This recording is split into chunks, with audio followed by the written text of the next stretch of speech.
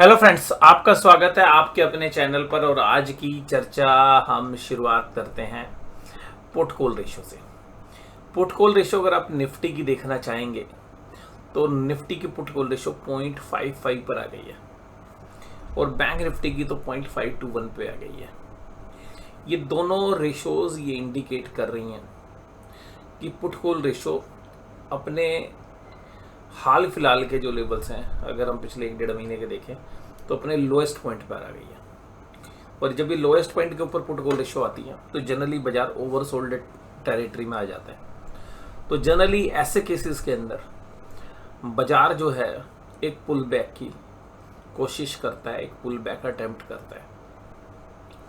अब कल bank Nifty की एक्सपायरी है और हमारी जो चर्चा रही थी, बहुत सारे लोग बोल रहे थे कि जी निफ्टी तो अभी 51,000 की बात करो, 50,000 की बात ना करो। तो देखिएगा यहाँ पे मुझे लगता है कि वहाँ पर जो एक तेजी की पोजीशंस बड़े प्लेयर्स ने रिटेलर्स की बनवाई, और मैं देख रहा हूँ कि इस हफ्ते में रिटेलर्स ने दब के कॉल ऑप्शंस खरीद रखी है। किसी ने 48,800, किसी ने 48,500, किसी ने 49,000। और ये जो सारे एरियाज़ हैं, अगर हम पिछले 5 दिन में देखें तो back to back red candles आपको देखने के लिए मिल रही हैं। अब कल रेड कैंडल आपको निफ्टी बैंक में देखने के लिए मिली, आज देखने के लिए मिली। अब निफ्टी में देखिएगा जो पैटर्न था, हमने चर्चा की थी जब यहाँ थे कि शायद ये वाला पैटर्न आपको बनता हुआ देखने जा रहा है। निफ्टी हो सकता है कि आपको बहुत ही जल्द 22,000 की लेवल से दिखाए, बट मेरा मानना ये है कि अगर एक बार निफ्टी 22,000 के आसपास के दायरे दिखाते हैं, हालांकि वो 300 पॉइंट दूर है, तो यानी कि इस हफ्ते में या अगले हफ्ते में चांसेस हैं कि निफ्टी जो है 22,000 के आसपास के दायरे दिखा सकता है। तो भी एक वीक जो है प्राइस एक्शन देखने के लिए मिल रहा है। तो जो ट्रेंड्स है वो अब जनरली मंदड़ियों के कंट्रोल में है, और लेकिन बाजार ओवरसोल्ड है। तो जनरली ऐसी स्थिति में थोड़ा सा एक्सपायरी वाले दिन, और स्पेशली जिस दिन ज़्यादा वॉल्यूम होता है, जैसे कल निफ्टी बैंक की एक्सपायरी है, तो मुझे ऐसा लगता है कि अगर निफ्टी की बात करें तो 22,100 के आसपास का जो लेवल है वो एक अच्छा स्ट्रॉन्ग एरिया है। वहाँ पर अगर निफ्टी जाता है तो एक बार हम अटेम्प्ट करेंगे कि बाजार इंट्राडे बेसिस पर एक पुल बैक दे। अब वो पुल बैक सस्टेन होगा, इस बात की संभावना हमें कम लग रही है, बट एक बार बाजार नीचे जाकर एक पुल बैक देंगे और जबरदस्त पुल बैक की हमें उम्मीद है। लेकिन हमें एक और भी लगता है कि वो पुल बैक भी शाम होते होते, यानी कि जब लास्ट का 1 घंटा 1.5 घंटा बचेगा बाजार के क्लोज होने में, तो वो भी शायद ख़त्म होता हुआ नजर आए। तो अगर बाजार गैप डाउन करता है तो एक पुल बैक अटेम्प्ट होना चाहिए और उसके बाद दोबारा से एक सेलिंग सेकेंड हाफ में आपको देखने के लिए मिलनी चाहिए। लेकिन अगर बाजार फ्लैट खुलता है या पॉजिटिव खुलता है, तो हम ये मान के चल रहे हैं कि फिर एक टाइम पास बाजार हो सकता है विद नेगेटिव बायस्ड। अगर हम आज की बात करें तो 3 कैंडल निफ्टी के अंदर आज देखने के लिए मिली, 3 कैंडल रेड कैंडल। अब ऐसी परिस्थिति में होता क्या है, जब इस तरीके की परिस्थिति होती है कि बाजार के अंदर जो दिग्गज शेयर्स हैं वो जो है मंदड़ियों के कंट्रोल में आ जाएं। जैसे इस समय पर ICICI बैंक मंदड़ियों के कंट्रोल में आ गया, SBI मंदड़ियों के कंट्रोल में आ गया। इसके अलावा जो कुछ शेयर्स पीछे बड़ी अच्छी तेजी में थे, बजाज फाइनेंस जैसे जो शेयर्स हैं इंडेक्स में हैवी वेट्स हैं, रिलायंस जैसे शेयर्स हैं, वो मंदड़ियों के कंट्रोल में। तो जनरली होता क्या है, जो कॉन्ट्रा या डिफेंसिव होते हैं फिर वो आते हैं आगे और वो कहते हैं अब हम रुकेंगे बाजार को गिरने से। और उस कड़ी में कौन से शेयर्स आते हैं उनको बोलते हैं डिफेंसिव, और डिफेंसिव की कैटेगरी में आता है ITC, HUL या बाकी जो FMCG जैसे शेयर्स हैं।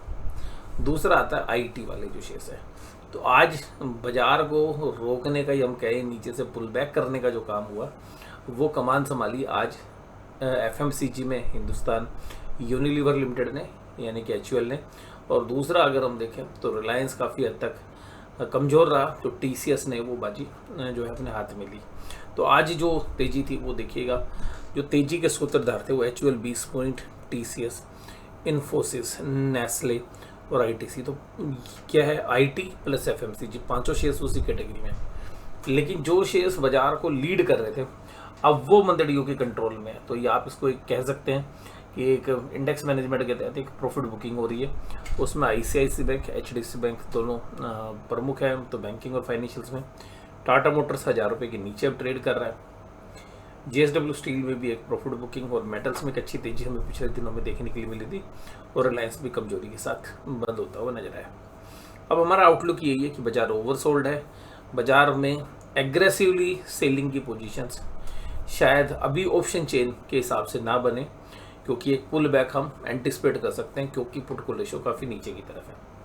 लेकिन अगर बाजार नीचे से रिकवरी करके ऊपर आ गया और घंटे 2 घंटे 2.5 घंटे बाजार ऊपर टिक गए तो ये पुट कॉल रेशो इम्प्रूव हो जाएगी, और जैसे ही ये इम्प्रूव होगी दोबारा से एक अच्छी खासी कॉल राइटिंग आपको देखने के लिए मिलेगी, और वहाँ से एक सेल ऑफ आ सकता है।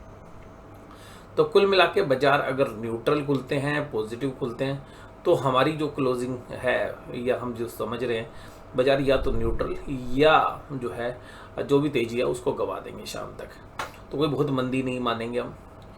और दूसरा ये है कि अगर बाजार फ्लैट खुलते हैं तो बाजार के माइनस में जाने की बहुत प्रबल संभावना रहेगी, और अगर तेजी भी मामूली होती है तो माइनस में बाजार बंद होने की संभावना रहेगी। लेकिन अगर बाजार खुलते ही माइनस में है, मान लीजिएगा 100-150 पॉइंट की गैप डाउन होती है निफ्टी में, तो हम ये उम्मीद कर रहे हैं कि वहाँ से बाजार पुल बैक करेगा। लेकिन लास्ट के सेशन में अच्छे चांसेस हैं कि बाजार दोबारा से रेड में चला जाए, अगर नीचे से रिकवरी करने के बावजूद भी। तो अल्टीमेटली बाजार हायर लेवल पर सस्टेनेबल होते हुए नहीं दिख रहे। बहुत सारे जो व्यूअर्स हैं वो ये कह रहे हैं कि सर अभी एग्रेसिवली जो है FIs की सेलिंग तो नहीं आई है, लेकिन DIIs बैकफुट पर आ गए हैं, DIIs ने अपनी बाइंग जो है कम कर दी है। तो क्या DIIs थक गए हैं? तो मैं ये कह रहा हूँ कि FIs तो जो प्रॉफिट इंडेक्स लेवल पे है, जो उनका पूरी इंडिया की मार्केट कैपिटलाइजेशन में जो पैसा लगा है, वो तो मात्र अपने प्रॉफिट का ना 5% हिस्सा ही बेचते हैं, उसी से 3-4 हज़ार करोड़ रुपए हो जाते हैं। तो अल्टीमेटली अगर हम पिछले 1 साल में उनके मार्केट कैपिटलाइजेशन को देखेंगे तो उनकी जो सेलिंग आई है बाजार में वो तो 2 लाख करोड़ रुपए की होगी, लेकिन उनके प्रॉफिट 10 लाख करोड़ के आसपास है। तो उसमें से तो उन्होंने 20% हिस्सा बेचा है। और अगर हम ये देखें तो 2 लाख करोड़ भी उन्होंने पूरा नहीं बेचा है, और उसमें से भी अगर हम देखें तो जो मोटा मोटी जो सेलिंग हुई है उसमें फिर हेजिंग वगैरह भी है, और कुछ ट्रेडिंग वाली भी सोते हैं। तो अल्टीमेटली FIs तो हायर लेवल पर अपना प्रॉफिट ही बेच रहे हैं। कोई वो मान लीजिएगा आपके पास 50 लाख के शेयर है और वो शेयर्स बढ़कर हो जाते हैं 70 लाख के, और उसमें से आप 70 लाख में से अगर आपका प्रॉफिट हुआ 20 लाख, आपने मात्र 2 लाख के शेयर बेचे हैं, तो अल्टीमेटली आप कुछ बेच ही नहीं रहे, आप तो अपना प्रॉफिट बेच रहे हो। आप अपनी जो भी प्रॉफिट की एडिशनल आपकी कैपिटल एप्रिसिएशन है वो FIs की तरफ से सेलिंग हो रही है। तो बहुत सारे जो व्यूअर्स वो कहते हैं जी हमारे जो DIs की मनी है, इंश्योरेंस की मनी, देखिए हमारी मनी आती रहेगी और वो बाजार में लगती रहेगी, लेकिन बात ये है कि उससे FIs के प्रॉफिट बढ़ते रहेंगे, FIs अपना प्रॉफिट बुक करते रहेंगे। तो उनको तो एक एग्जिट अच्छा मिल रहा है, लेकिन वो एग्जिट नहीं कर रहे हैं। कभी आप सोच रहे हैं FIs निकल कर जा रहे हैं, FIs एग्जिट नहीं कर रहे हैं, FIs तो अपने प्रॉफिट का एक मामूली सा हिस्सा बेच रहे हैं, और उस हिस्से से ही वो रेगुलर बेसिस बेच रहे हैं। आप बाजार को जितना ऊपर लाते रहोगे वो बेचते रहेंगे, क्योंकि जितना वो बेच रहे हैं उससे ज़्यादा तो अगले दिन बाजार चढ़ जाता है, और बाजार चढ़ जाता है तो वो बेच देते हैं। तो अल्टीमेटली जो थकावट आएगी वो किस में आएगी? अब वो पिछले 1.5-2 साल से यही कर रहे हैं। तो DIs और रिटेलर थका तो है नहीं, क्योंकि रिटेलर भी खूब दब के पैसे लगा रहा है, हर व्यक्ति की SIP चल रही है, अपनी सैलरी में से अपने बिजनेस के प्रॉफिट में से जो कुछ होता है सब इक्विटी में आ ही रहा है। तो अल्टीमेटली इक्विटी में तो आ रहा है, लेकिन FIs कह रहे भाई आपने भाव बढ़ा दिए, हमने चीज़ कोई 400 रुपये का शेयर लिया था, आपने उसको 1400 रुपये का शेयर कर दिया, तो हम तो केवल अपने शेयर के अंदर मान लीजिए हमारे पास 100% इक्विटी है, मान लीजिए 100 रुपये है, तो हम तो उसमें से केवल 1% हिस्सा बेच रहे हैं, और वो भी वो बेच रहे हैं जो प्रॉफिट वाला है। तो इस वजह से जो हमें लग रहा है कि जो सेलिंग FIs की चलती रहेगी और DIs की बाइंग चलती रहेगी। अब DIs की बाइंग जिस समय कम होती है उस समय बाजार ढीला हो जाता है। अब देखिएगा एडवांस डिक्लाइन रेशियो का है, अब घटने वाले शेयर्स के फेवर में HUL, टेक महिंद्रा, देखो आज HUL है, FMCG है, टेक महिंद्रा, IT है, नेस्ले, फिर FMCG है, ब्रिटेनिया, फिर FMCG है, फिर IT है, फिर FMCG है, फिर IT है, एक कोटक महिंद्रा बैंक है, ये आपको पता है लार्जली क्या है, पीछे जो खबरें थी डिजिटल प्लेटफॉर्म, उसकी वजह से इस शेयर्स को 12-15% तोड़ दिया गया। रिजल्ट अच्छे हैं तो ये पुल बैक कर सकता है। यहाँ पे देखिएगा हमारा भी ये पॉजिटिव, और अब तो हमारे बाइंग प्राइस के आसपास आ गया है, और इसके अलावा हमने ऑप्शन से पैसे अलग से कमा लिए हैं। तो कुल मिलाकर हमारा व्यू अभी भी कोटक महिंद्रा बैंक में हम ये मान के चल रहे हैं कि 1750 से ऊपर का भाव हमें 1 से 2 महीनों के अंदर मिल जाना चाहिए, अगर शेयर बाजार में कोई बहुत मेजर करेक्शन नहीं होती है तो। इन्फोसिस जो है 0.85, SBI लाइफ इंश्योरेंस 0.73, तो ये सब तेजी में कमजोरी थी आज बजाज ऑटो में, पावर ग्रिड में, ONGC में, Hindalco, IndusInd bank, JSW steel, Tata Motors सब 2% से ऊपर, Apollo hospitals, Cipla, Shriram finance ये सब 2% से ज़्यादा कमजोर थे। निफ्टी बैंक 609 पॉइंट की कमजोरी, और निफ्टी लगभग अपने लोएस्ट पॉइंट के आसपास ही क्लोज हुआ है। तो जब आज 48,800 टूटा तो मुझे लग रहा भाई ये टेक्निकली वीक हो गया, बट हमें लग रहा था कि 48,500 पे जाके तो थक जाएगा, थोड़ा सा सांस लेगा। बाजार कह रहा भाई आज मैं नहीं हूँ मूड में, आज मुझे जाना है नीचे सीधा, तो बाजार सीधा गया। तो आज बाजार लिफ्ट की स्पीड से नीचे आया, और देखिएगा यहाँ से जो तेजी हुई थी वो भी मुझे लगता है कि वो ट्रेडिंग मूव्स थे जब बाजार गया था।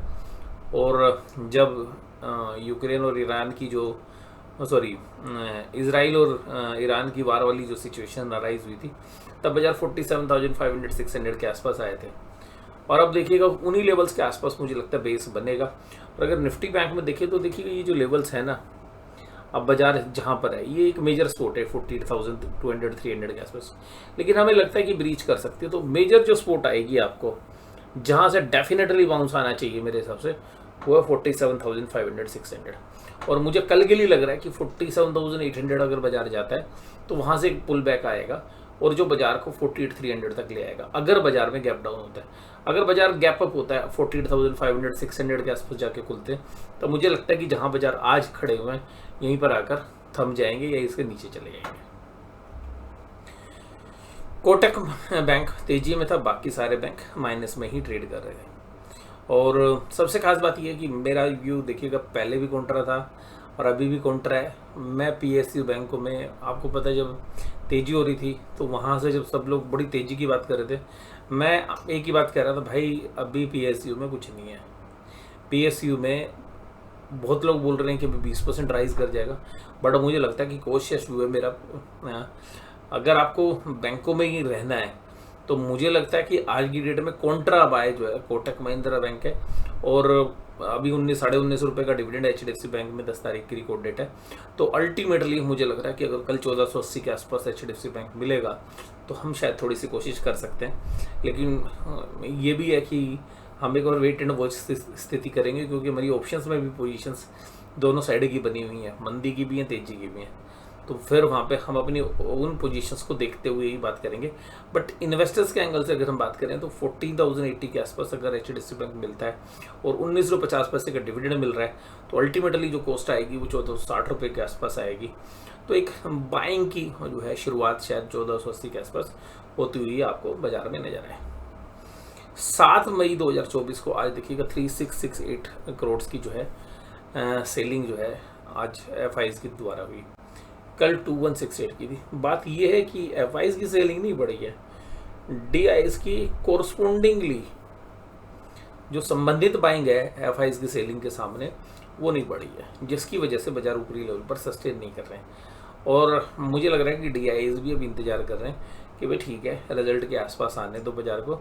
और मैंने कहा भी था, देखिए ऑपरेटर भी ये चाहते हैं कि बाजार को ना हाई पे रखो ना नीचे रखो, बीच में रखो, तो दोनों साइड बाजार को 5-5, 7-7% मूव कराने की कोशिश हो सकती है। तो मुझे लग रहा है कि बाजार अब निफ्टी बैंक जो है 47,500 से लेकर भी जहाँ पे 48,300 चल रहा है, इससे 200-300 पॉइंट और ये यहीं पे घुमाते रहेंगे बाजार को भी, जब तक कि इलेक्शन के जो एग्जिट पोल या जो बाकी खबरें आनी शुरू ना हो तब तक। तो ये है मेरा आउटलुक कि भाई बाजार को बीच में ले आओ, तो जहाँ से बाजार को 5-7% नीचे भी तोड़ने की गुंजाइश है, ऊपर की भी। और निफ्टी के अंदर मुझे लग रहा है कि 21,800 से 22,200 के बीच में यहीं घुमाते रहेंगे बाजार को, अगर कल कमज़ोर होता है तो भी। और जिससे क्या है कि ऑप्शंस पे भी ट्रेड होते रहेंगे, और जो ऑप्शंस की जो प्रीमियम है, क्योंकि इंडिया विक्स भी 17 के आसपास पहुँच गया, तो थोड़ा सा कूल ऑफ हो जाए। उसके बाद देखेंगे अगर इंडेक्स के अंदर, तो इंडेक्स फ्यूचर्स में भी आज 1772 करोड़ की सेलिंग जो है एफआईज के द्वारा हुई। कल हालांकि बाइंग थी वहाँ पे नेट। और इसके बाद अगर 137 यानी कि स्टॉक फ्यूचर्स अभी बहुत मंदी नहीं करी है एफआईज ने, क्योंकि जब वो स्टॉक फ्यूचर्स में मंदी करते हैं ना एफआईज, तो डीआईज इनको फंसा देते हैं। तो अभी एफआईज बार स्टॉक फ्यूचर्स मंदा नहीं कर रहे हैं। तो अल्टीमेटली बाजार पे हमारा जो आउटलुक है वो यही है कि सेल ऑन राइज। अभी बाइंग करने की अपॉर्चुनिटी नहीं है, अभी बाइंग के सिग्नल्स नहीं है। मुझे लग रहा है कि बाइंग आएगी लेकिन पुल बैक करने के लिए आएगी, उस पर सस्टेनेबिलिटी नहीं है। और अगर बाजार जब तक 47,500 के आसपास जाके कंसोलिडेट करने लग जाता है तो फिर हम एक तेजी की उम्मीद कर सकते हैं। बट मुझे लगता है 47,500 से लेके 48,000 के बीच में निफ्टी बैंक जाएगा और वहाँ पे कंसोलिडेट करेगा, और वहाँ पे दोनों साइड के रास्ते खुलेंगे, तेजी के भी खुलेंगे और मंदी के भी खुलेंगे। और फिर बाजार जिधर जिस तरीके की हवा बहती हुई नजर आएगी उधर रिएक्ट करेगा। तो मुझे लग रहा है कि अभी बाजार जो है सेल ऑन राइज है, बट बहुत बड़ी हैवी सेलिंग हम भी एंटिसिपेट नहीं कर रहे हैं। और इसके बाद डाउ जोन्स इंडस्ट्रियल एवरेज मात्र 80 पॉइंट्स के आसपास तेजी, ब्रांड क्रूड $83 पे आ गया है। और निफ्टी के अंदर भी अगर हम बात करें तो जो ऑप्शन चेन क्या कह रही है कि 22,300 के ऊपर एक अच्छी खासी कॉल राइटिंग हुई है, और पुट राइटर्स आज नदारत थे, और पुट में अनवाइंडिंग हुई है, और पुट में अनवाइंडिंग अंदर तक हुई है। तो ये जो है एक नर्वसनेस जो है बुल्स के बीच में दिखा रहा है। तो बाजार इन को देखते हुए तो ऐसा लगता है कि 22,100 के आसपास जो तक जो है बाजार 1 या 2 दिनों में आपको दिखाते हुए नजर आए। निफ्टी बैंक में भी देखें तो 48,500 पे एक अच्छी खासी कॉल राइटिंग है। अब इसको एक रेजिस्टेंस की तरह आप समझे तो कल के लिए भी हमें लग रहा है कि बाजार एक बार 48,000 के आसपास तक जाके सुबह मॉर्निंग सेशन में 47,800 के आसपास तक ये इन दायरों में जाने की कोशिश कर सकता है। अगर सडन फॉल आ जाता है 47,800 को तोड़ते हुए 47,700, 600 या 500 की तरफ, तो यहाँ पर मुझे लगता है कि जितने भी मंदी वाले लोग हैं वो अपने सौदे काटेंगे और यहाँ से प्रॉफिट बुक करेंगे। तो 47,800 के नीचे मंदी करना बहुत रिस्की हो सकता है। यहाँ पर मंदी वाले अपनी पोजीशन से एक बार काटेंगे, और 48,000 के नीचे जो है मंदी वाले अपनी पोजीशंस कवर करेंगे। तो यहाँ पे नई बंदी बनाना जो है मुझे नहीं लगता है कि रीजनेबली वैलिड रहेगा। यहाँ से एक पुल बैक हम एंटिसिपेट करेंगे। तो वीडियो के इस पार्ट के लिए जुड़े रहने के लिए आपका बहुत बहुत धन्यवाद। और कल एक वीडियो हम शेयर नहीं कर पाए, हालांकि व्यू आप हमारा यही था कि होंगी जिस तरीके से क्लोजिंग दे रहे थे, बट अभी हमें लग रहा है कि भाई बहुत हुई मंदी। अब थोड़ा सा अगर मंदी होती है खुलते के साथ, तो उस मंदी में वो जहाँ से पुल बैक करे एक शार्प पुल बैक आएगा। फिर 1, 2, 2.5 घंटे बाजार शायद वहीं काम करे ऊपर पुल बैक करने के बाद, और शाम होते होते फिर हम दोबारा से क्लोजली देखेंगे। बट हमारी उम्मीद है कि बाजार शायद शाम को फिर ऊपर लेवल पे सस्टेन ना करें और थोड़ा सा ढीले हो जाए। हो सकता है कि जो लो सुबह बने उन लो तक ना भी जा पाए, बट एक अच्छी रिकवरी के बाद हम उसकी सस्टेनेबिलिटी पे डाउट कर रहे हैं। तो वीडियो में जुड़े रहने के लिए आपका बहुत बहुत धन्यवाद। Thank you very much.